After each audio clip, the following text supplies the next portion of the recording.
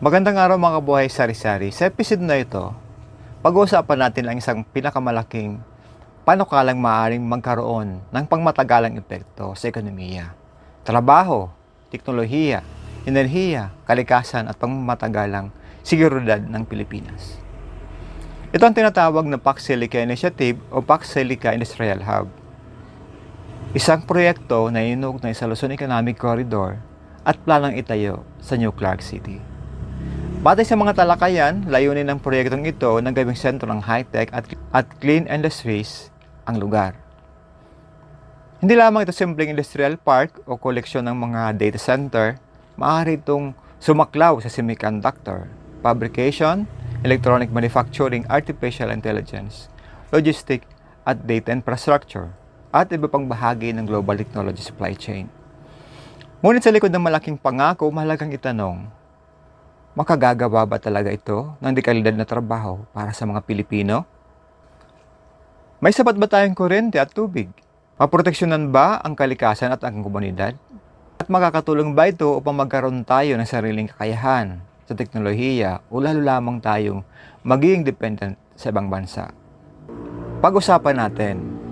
Isang mahalagang paglilinaw ni Dominic Legot, Direktor para sa AI Ethic at Data Governance ng Philippines AI Business Association, lamang mga network ng mga data center ng Pax Silica.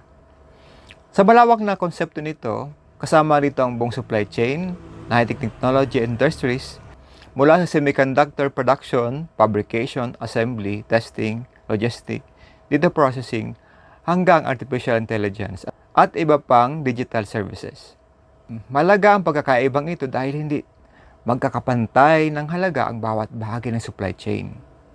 Mas mataas ang kita sa strategic value sa research, intellectual property, chip development, at advanced manufacturing. Mas limitado naman ang pangmatagalang pakinabang kung ang Pilipinas ay magiging lugar lamang ng basic assembly, storage, routine operation o murang paggawa. Kaya ang mahalagang malinaw kung ano ang bahagi ng supply chain ang aktual na ilalagay sa bansa. Magkakaroon ba tayo ng research and development, chip designs, advanced fabrication, AI laboratories, o assembly, packaging, logistic, at data storage lamang?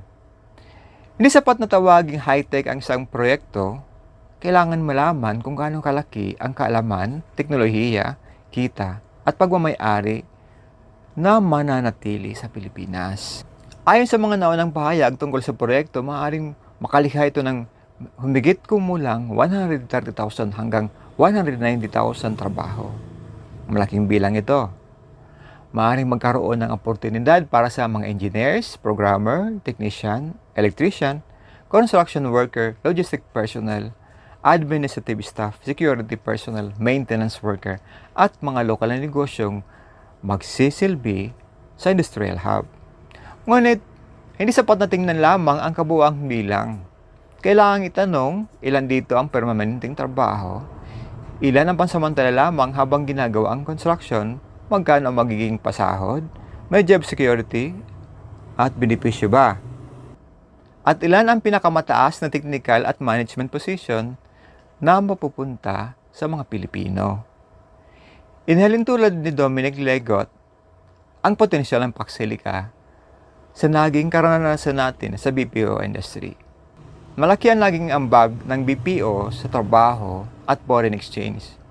Ngunit ipinakita rin nito ang mahalagang umakyat sa mas mataas na bahagi ng value chain. Sa Pax Silica, hindi dapat manatiling operator at support worker lamang ang mga Pilipino. Dapat magkaroon tayo ng mga Pilipino chip designer, AI researcher, data scientist, cybersecurity, specialist, robotic engineers at fabricator experts, product developer, at technology entrepreneurs. Kung routine at mababang halaga lamang ang trabahong mapupunta sa atin, maaaring marami nga ang mga empleyado, ngunit mananatiling nasa ibang bansa ang innovation at pinakamalaking bahagi ng kita. Isa sa mga pinangakong benepisyo ng proyekto ay ang tinatawag na brain gain.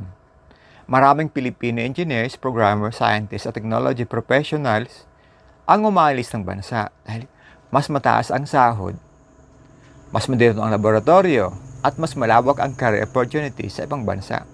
Kung magkakaroon ng tunay na high-value job sa New Clark City, maaaring bigyan ng dahilan ang ating mga graduate na manatili rito. Maaari rin itong mahikayat ang bumalik ang mga ilang overseas Filipino professionals. Ngunit hindi automatic ang mangyayari as ang brain gain. Kailangan ng competitive salaries, modern research facilities, malino na career profession, support sa innovation, at maayos sa kalidad ng pamumuhay. Dapat din magkaroon ng partnership sa mga universidad, scholarship, paid internship. Mahalaga rin na malinaw ang naobligasyon ng investor sa technology transfer. Hindi sapat na kumuha lamang sila ng local workers, dapat may sistema upang matutunan ng mga Pilipino ang teknolohiya, pamamahala, research at production processes.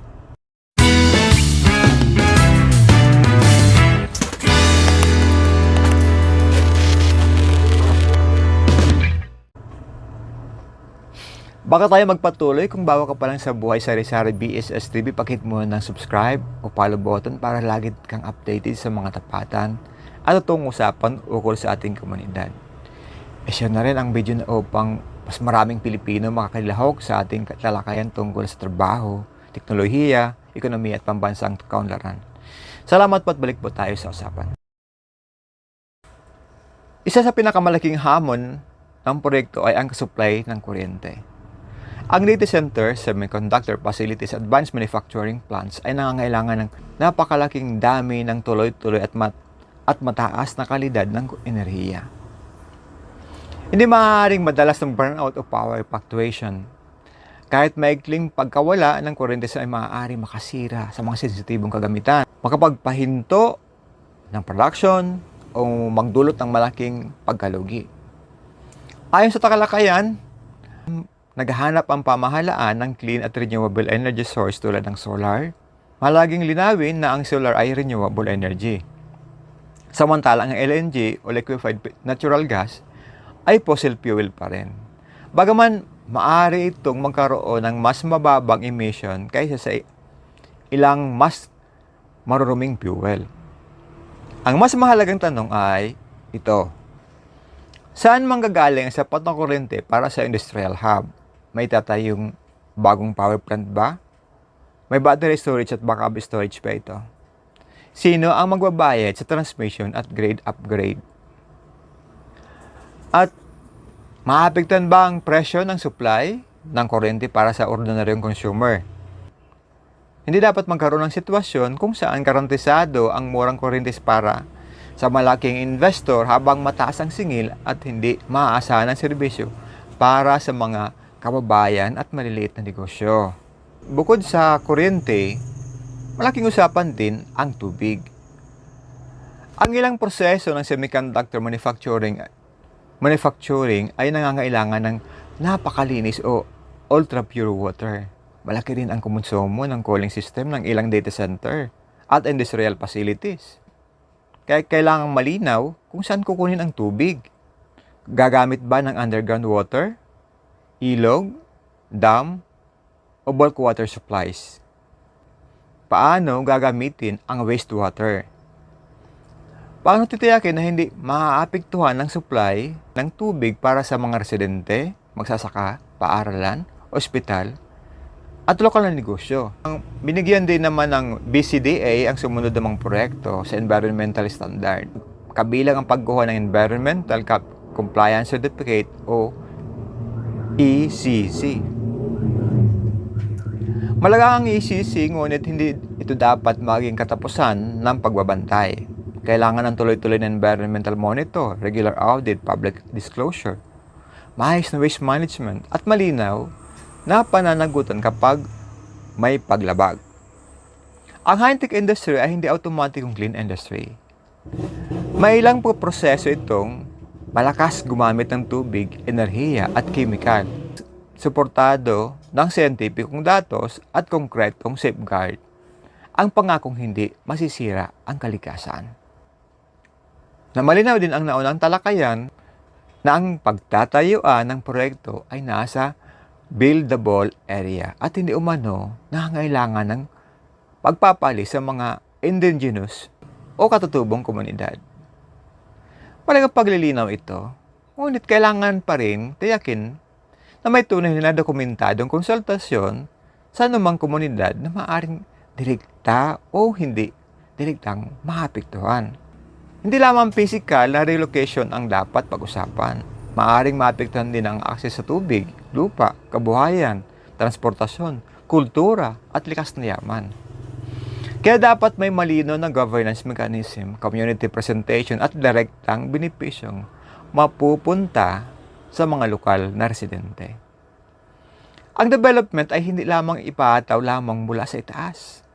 Dapat may makabuluhang partisipasyon ang mga taong maaapektuhan nito. Isa pang usapin ay ang kakulangan ng Pilipinas sa mga batas na direktang nakatuon sa artificial intelligence. Meron tayong Data Privacy Act, Intellectual Property Code, Cybercrime Prevention Act at iba pang umiiral na batas. Ngunit marami sa mga ito ginawa bago pa lumawak ang generative AI, facial recognition, automated decision making, large language model, deepfakes, at massive data processing. Dahil dito, may mahalagang tanong, sino ang mananagot kapag may nagkamali ang AI system? At sino ang may-ari ng content na gumawa ng gamit ang AI? At paano mananatiling ligtas ang mga data ng mga Pilipino kung foreign companies ang may control sa infrastructure? Kung magiging sentro ang bansa ng AI at data infrastructure, kailangang sumabay ang ating mga batas at regulators. Hindi dapat mauna ang negosyo habang nahuhuli ang proteksyon sa mamamayan. Binanggit din sa talakayan ang konsepto ng sovereign AI.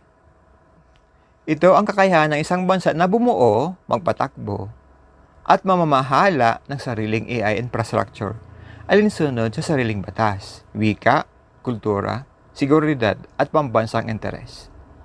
Hindi ibig sabihin nito na kailangan isara ng Pilipinas ang sariling foreign technology.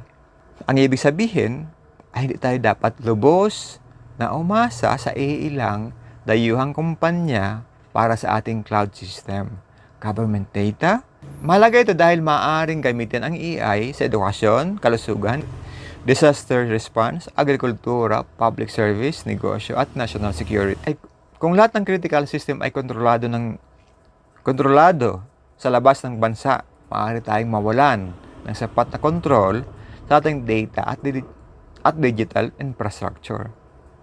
Maaaring makatulong ang pagsilika sa sovereign AI kung magkakaroon tayo ng local computing capacity, Filipino language AI model, government control data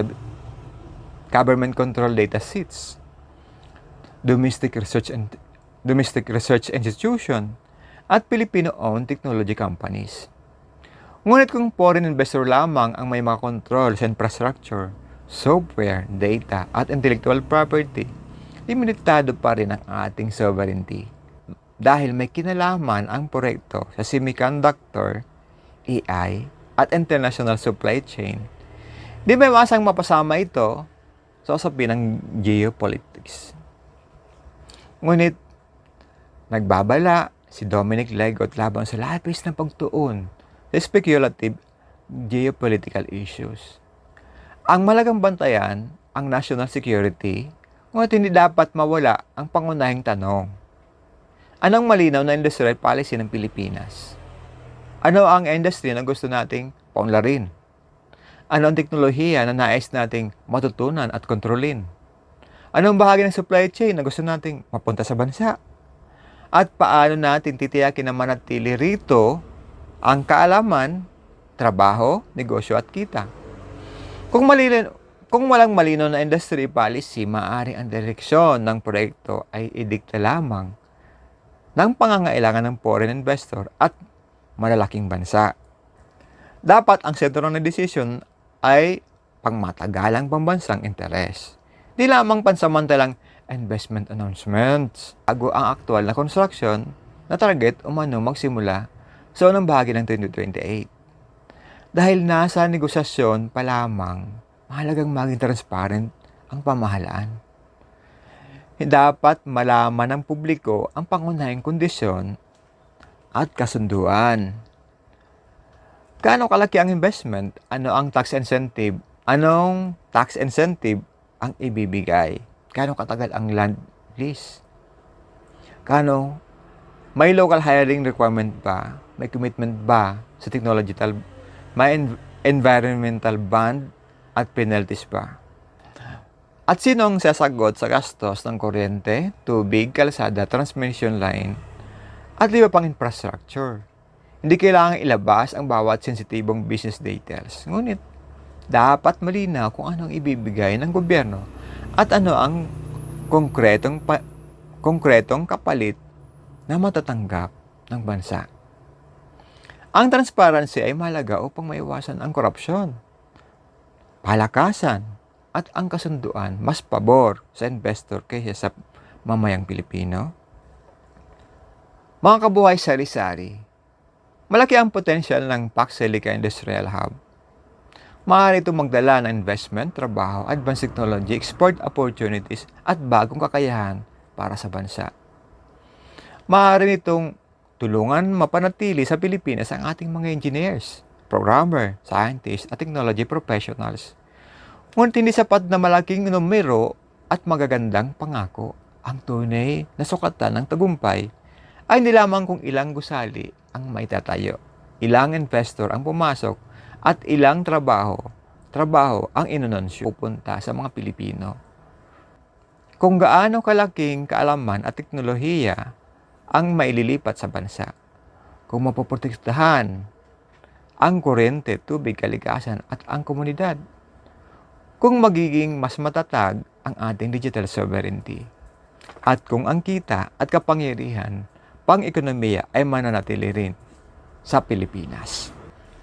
Kaya ang pangunahing tanong ay ito, magiging tunay bang industrial ecosystem ang Pax Silica o magiging hiwalay na enclave lamang ng mga dayuhang kumpanya?